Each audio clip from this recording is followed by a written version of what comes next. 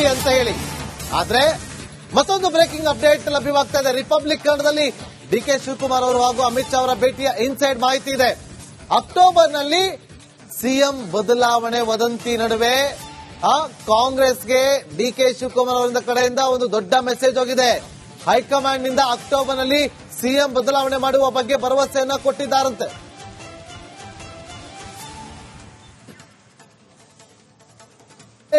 DK Shivakumar Amit Shah ಮುಖಾಮುಖಿ ಆಗಿರುವಂತಹ ದೃಶ್ಯಾವಳಿಗಳನ್ನೆಲ್ಲವನ್ನೂ ಕೂಡ ನೀವು ಗಮನಿಸ್ತಾ ಇದ್ದೀರಿ. ಬಹಳ ಪ್ರಮುಖವಾಗಿ ನಾಗೇಂದ್ರ ಬಾಬು ಕೂಡ ಹೇಳ್ತಾ ಇದ್ರು, 2023ರ ವಿಧಾನಸಭೆ ಚುನಾವಣೆ ಸಂದರ್ಭದಲ್ಲಿ ಕೆಪಿಸಿಸಿ ಅಧ್ಯಕ್ಷರಾಗಿ ಡಿಕೆ ಶಿವಕುಮಾರ್ ಯಾವ ಮಟ್ಟದಲ್ಲಿ ಕೆಲಸ ಮಾಡಿದ್ರು, ಅಂದ್ರೆ ಅವರು ಮಾಡಿದಂತ ಕೆಲಸಕ್ಕೆ ಅವರಿಗೆ ಈ ಬಾರಿ ಸಿಎಂ ಪಟ್ಟ ಗ್ಯಾರಂಟಿ, ಯಾರಾಗ್ತಾರೆ ಸಿಎಂ ಅನ್ನುವಂತ ಪ್ರಶ್ನೆ ಉದ್ಭವ ಆಗಿತ್ತು. ಕುರ್ಚಿ ಕದರ ಶುರುವಾಗಿತ್ತು.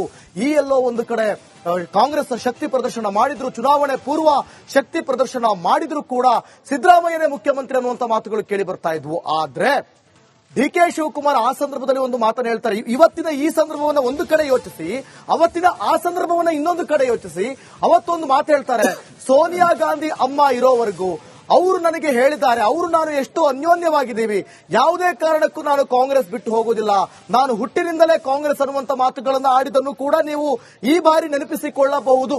ಆದರೆ ಡಿಕೆ ಶಿವಕುಮಾರ್ ಇದೇ ಮೊದಲ ಬಾರಿಯಲ್ಲ, ಈ ಹಿಂದೆ ಒಂದು ವೇದಿಕೆ ಕಾರ್ಯಕ್ರಮದಲ್ಲೂ ಕೂಡ ಈ ಹಿಂದೂ ವಿಚಾರವಾಗಿ ಸಾಕಷ್ಟು ಭಾಷಣಗಳನ್ನ ಮಾಡಿದ್ದಾರೆ. ಉದಾಹರಣೆಗೆ ನಾನು ನಿಮಗೆ ನೆನಪಿಸಲಿಕ್ಕೆ ಬರೋದಾದ್ರೆ, ಹ್ಯಾರಿಸ್ ಕುತ್ಕೊಂಡಿರುವಂತಹ ಒಂದು ವೇದಿಕೆ ಕಾರ್ಯಕ್ರಮದಲ್ಲಿ ಹ್ಯಾರಿಸ್ ಕುತ್ಕೊಂಡಿರ್ತಾರೆ. ಅವರು ಒಂದು ಮಾತು ಹೇಳ್ತಾರೆ, ಡಿಕೆ ಶಿವಕುಮಾರ್, ಹ್ಯಾರಿಸ್ ನಾವು ಹಿಂದೂ, ನಾನು ಹುಟ್ಟುತ್ತಲೇ ಹಿಂದೂ, ಬದುಕಿದ್ರು ಹಿಂದುವಾಗಿ ಸತ್ರು ಹಿಂದುವಾಗಿ ಅನ್ನುವಂತ ಮಾತುಗಳನ್ನು ಹೇಳಿರ್ತಾರೆ. ಈ ಮಾತುಗಳು ಕೂಡ ನಿಮಗೆ ನೆನಪಿರಬಹುದು ಬಹುಶಃ. ಇವತ್ತು ಅದೇ ರೀತಿಯಾದಂತಹ ಒಂದು ಸಂದರ್ಭ ನಿರ್ಮಾಣ ಆಗಿರೋದನ್ನ ಗಮನಿಸ್ತಾ ಇದ್ರೆ ಯಾವ ರೀತಿ ಸಂದೇಶವನ್ನ ಕೊಡ್ತಿದ್ದಾರೆ ಡಿಕೆ ಶಿವಕುಮಾರ್ ಅನ್ನುವಂತ ಚರ್ಚೆಯಲ್ಲಿ ಶುರುವಾಗ್ತಾ ಇರುವಂತದ್ದು. ಇನ್ನು ಬಹಳ ಪ್ರಮುಖವಾಗಿ ನೋಡಿ ಗಮನಿಸಬಹುದು, ಕಾಂಗ್ರೆಸ್ ಮೂಲಗಳಿಂದ ರಿಪಬ್ಲಿಕ್ ಕನ್ನಡಕ್ಕೆ ಮಾಹಿತಿ ಸಿಗ್ತಾ ಇರೋದು. ಈ ಮೊದಲು ವರದಿ ಮಾಡಿದ್ದೇ ರಿಪಬ್ಲಿಕ್ ಕನ್ನಡ. ನಮ್ಮ ವರದಿಗೆ ಪೂರಕವಾಗಿ ಕಾಂಗ್ರೆಸ್ ಮೂಲಗಳ ಮಾಹಿತಿ. ಅಕ್ಟೋಬರ್ನಲ್ಲಿ ಸಿಎಂ ಬದಲಾವಣೆ ಬಗ್ಗೆ ರಿಪಬ್ಲಿಕ್ ವರದಿ ಬಿತ್ತರಿಸಿತ್ತು. ಈ ಮೊದಲು ವರದಿ ಮಾಡಿದ್ದೇ ರಿಪಬ್ಲಿಕ್ ಕನ್ನಡ. ಈಗ ಸಾಕಷ್ಟು ಬೆಳವಣಿಗೆಗಳಾಗ್ತಾ ಇದೆ. ಈ ಹಿಂದೆ ಕಾಂಗ್ರೆಸ್ ಮೂಲಗಳಲ್ಲೇ ಸಾಕಷ್ಟು ಮಾತುಗಳು ಕೇಳಿ ಬಂದಿದ್ದು.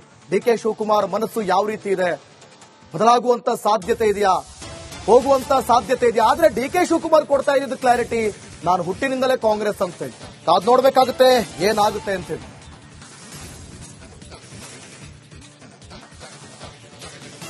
ವರದಿ ಮಾಡಿದ್ದು ರಿಪಬ್ಲಿಕ್ ಕನ್ನಡ 50-50 ಅನುಪಾತದಂತೆ ಈಗ ಇಲ್ಲೂ ಕೂಡ ಒಂದಷ್ಟು ಬದಲಾವಣೆಗಳಾಗುತ್ತೆ, ಮಾತುಕತೆಗಳು ಕೂಡ ಆಗುತ್ತೆ ಅಂತೇಳಿ. ನೋಡಿ, ಮೊನ್ನೆ ನಾವು ರಾತ್ರಿ ಬ್ರೇಕ್ ಮಾಡ್ತೀವಿ.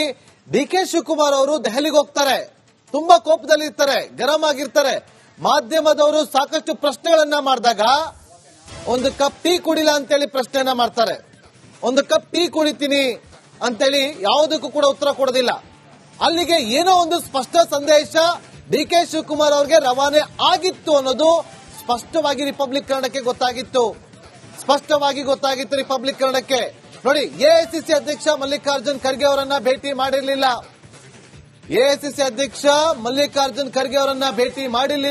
ಆದ್ರೆ ಸುರ್ಜೇವಾಲಾ ಅವರನ್ನ ಭೇಟಿ ಮಾಡುವಂತ ಡಿಕೆ ಶಿವಕುಮಾರ್ ಅವರು ಒಂದಷ್ಟು ಕಂಪ್ಲೇಂಟ್ ಗಳನ್ನ ಮಾಡಿ ಬರ್ತಾರೆ. ಅಷ್ಟೇ ಅಲ್ಲದೆ ಈ ಹಿಂದೆ ಡಿಕೆ ಶಿವಕುಮಾರ್ ಅವರಿಗೆ ಕಾಂಗ್ರೆಸ್ನ ನಾಯಕರು ಕೊಟ್ಟಿದ್ದಂತ ಮಾತನ್ನ ಉಳಿಸಿಕೊಳ್ಳಿ ಅನ್ನುವ ಅರ್ಥದಲ್ಲೇ ಒಂದಷ್ಟು ಚರ್ಚೆಗಳನ್ನ ಮಾಡಿ ಹೊರಬಂದು ಮಾಧ್ಯಮಗಳಿಗೆ ಪ್ರತಿಕ್ರಿಯೆಯನ್ನ ಕೊಡ್ತಾರೆ.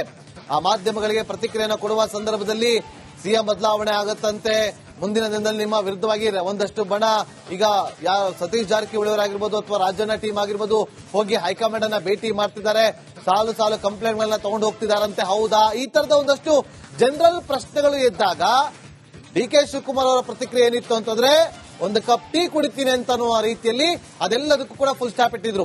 ಅದಾದ ಬಳಿಕ ನೇರವಾಗಿ ನಿನ್ನೆ ಕಾಣಿಸಿಕೊಂಡಿದ್ದು ಬೆಂಗಳೂರಲ್ಲಿ ಪ್ರೆಸ್ ಮೀಟ್ ಅಲ್ಲಿ. ಅವರಾಗವರೇ ಪ್ರೆಸ್ ಮೀಟ್ ಅನ್ನ ಕರೆದು, ನಾನು ಈ ತರ ಇಶಾ ಫೌಂಡೇಶನ್ಗೆ ಹೋಗ್ತಾ ಇದ್ದೀನಿ, ಕಳೆದ ವರ್ಷ ನನ್ನ ಪುತ್ರಿ ಹೋಗಿದ್ಲು, ಈ ಬಾರಿ ನಾನು ಹೋಗ್ತಾ ಇದ್ದೀನಿ, ಸದ್ಗುರುಗಳು ಬಂದು ನಮ್ಮ ಮನೆಯಲ್ಲಿ ಇನ್ವೈಟ್ ಮಾಡಿ ಹೋಗಿದ್ದಾರೆ ಅಂತ ಹೇಳಿ. ಹಾಗಾಗಿ ನಿನ್ನೆ ಹೋಗಿದ್ರು.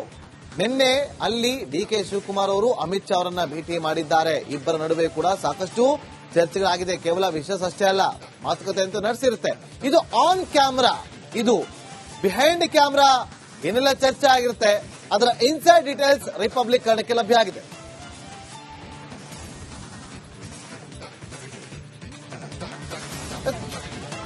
ವೀಕ್ಷಕರೇ, ಇದು ಬಹಳ ಕ್ಲಿಯರ್ ಆದ ಒಂದು ಬಿಗ್ ಪೊಲಿಟಿಕಲ್ ಮೆಸೇಜ್. ಹೇಗೆ ಅಂತ ನೋಡೋದಾದ್ರೆ, ಈ ಕೆಲವು ದಿನಗಳ ಹಿಂದೆ ನಾವು ನೋಡೋದಾದ್ರೆ Nagendra, if you can remember, ಕೆಲವು ದಿನಗಳ ಹಿಂದೆ ರಾಜ್ಯದಲ್ಲಿ ಸಿಎಂ ಕುರ್ಚಿ ಬದಲಾವಣೆಯ ಮಾತು ಬಹಳ ಜೋರಾಗಿ ಕೇಳಿ ಬಂತು. ಆ ಸಂದರ್ಭದಲ್ಲಿ ಡಿಕೆ ಶಿವಕುಮಾರ್ ಅವರು ಸಿಎಂ ಆಗಬೇಕು ಅನ್ನೋ ಕೂಗು ಕೂಡ ಬಹಳ ಜೋರಾಗಿ ಕೇಳಿ ಬಂತು ರಾಜ್ಯದಲ್ಲಿ. ಅದಕ್ಕೆ ಕೌಂಟರ್ ಆಗಿ ಸಿದ್ದರಾಮಯ್ಯ ಬಣದಿಂದ ಸತೀಶ್ ಜಾರಕಿಹೊಳಿ ಸಿಎಂ ಆಗಬೇಕು ಅನ್ನೋಂತ ಒಂದು ದಾಳವನ್ನು ಉರುಳಿಸಿದ್ರು. ಅದಕ್ಕೆ ಕೌಂಟರ್ ಆಗಿ ಮತ್ತೆ ಕೆಪಿಸಿಸಿ ಅಧ್ಯಕ್ಷ ಸ್ಥಾನ ಬದಲಾವಣೆ ಮಾಡಿಕೊಡಿ ಅಂದ್ರೆ ಡಿಕೆ ಶಿವಕುಮಾರ್ ಅವರ ಅಧ್ಯಕ್ಷ ಸ್ಥಾನದ ಬುಡಕ್ಕೆ ಕುತ್ತು ತರುವಂತ ಪ್ರಯತ್ನಗಳಾಯಿತು. ಆಗ ಒಟ್ಟಾರೆ ಇವೆಲ್ಲವೂ ಕೂಡ ಒಂಥರ ಪ್ಯಾಸಿಫೈ ಆಗಿ, ನೀವು ಸಿಎಂ ಬದಲಾವಣೆ ಕೇಳಬೇಡಿ, ನಾವು ಕೆಪಿಸಿಸಿ ಅಧ್ಯಕ್ಷ ಸ್ಥಾನ ಬದಲಾವಣೆ ಕೇಳಲ್ಲ, ಈಗ ಯಥಾಸ್ಥಿತಿ ಮುಂದುವರಿಲಿ ಅನ್ನೋ ಒಂದು ಮೆಸೇಜ್ ನ ಹೈಕಮಾಂಡ್ ಪಾಸ್ ಆನ್ ಮಾಡ್ತಾ, ಇದು ಎಲ್ಲ ಒಂದು ಕಡೆ ಡಿಕೆ ಬಣವನ್ನ ಇನ್ನಷ್ಟು ಟ್ರಿಗರ್ ಮಾಡ್ತಾ, ಜೊತೆಗೆ ನಾವು ಗಮನಿಸೋದಾದ್ರೆ ಶಾಸಕರನ್ನ ಹಿಡಿದಿಡುವಂತಹ ಪ್ರಯತ್ನಗಳು ಎರಡೂ ಬಣದ ಕಡೆಯಿಂದ ಕೂಡ ಆಗಿದ್ವು ಅನ್ನುವಂತಹ ಮಾಹಿತಿ ಕೂಡ ಇತ್ತು ರಾಜಕೀಯ ಸರ್ಕಲ್ಗಳಲ್ಲಿ. ಈಗ ಹಾಗಾದ್ರೆ ನಾವು ನೋಡಬಹುದು, ಇನ್ನೊಂದು ಬಹಳ ಕ್ಲಿಯರ್ ಆಗಿ ನಾವು ಅಬ್ಸರ್ವ್ ಮಾಡಬಹುದು ಏನಂತಂದ್ರೆ, ಮಹಾಕುಂಭ ಮೇಳದ ಸಂದರ್ಭದಲ್ಲಿ ಮಲ್ಲಿಕಾರ್ಜುನ್ ಖರ್ಗೆ ಅವರು ಕೊಟ್ಟಿರ್ತಕ್ಕಂಥ ಹೇಳಿಕೆ ಬಹಳ ಪ್ರಬಲವಾದಂತಹ ಹೇಳಿಕೆ. ಅದ್ರ ಬಗ್ಗೆ ಸಾಕಷ್ಟು ಚರ್ಚೆಗಳಾದವು. ಅದಾಗಿ ಕೆಲವೇ ದಿನಗಳಲ್ಲಿ ಡಿಕೆ ಶಿವಕುಮಾರ್ ಅವರು ಮಹಾಕುಂಭ ಮೇಳಕ್ಕೆ ಹೋಗ್ತಾರೆ. ಹೆಂಗ್ ಹೋಗ್ತಾರೆ? ಸಾಮಾನ್ಯವಾದ ವಿಸಿಟ್ ಅಲ್ಲ ಅದು. ಅಲ್ಲಿನ ಸರ್ಕಾರವನ್ನ ಸಂಪರ್ಕ ಮಾಡಿ ಮಿನಿಸ್ಟರ್ ಹೋಗ್ತಾರೆ, ರಾಯಲ್ ಆಗಿ ಹೋಗ್ತಾರೆ, ಫ್ಯಾಮಿಲಿ ಕರ್ಕೊಂಡು ಹೋಗ್ತಾರೆ, ಆ ಫೋಟೋಗಳನ್ನ ವಿಡಿಯೋಗಳನ್ನ ಎಲ್ಲಾ ಕಡೆ ಬಿಡುಗಡೆ ಮಾಡ್ತಾರೆ.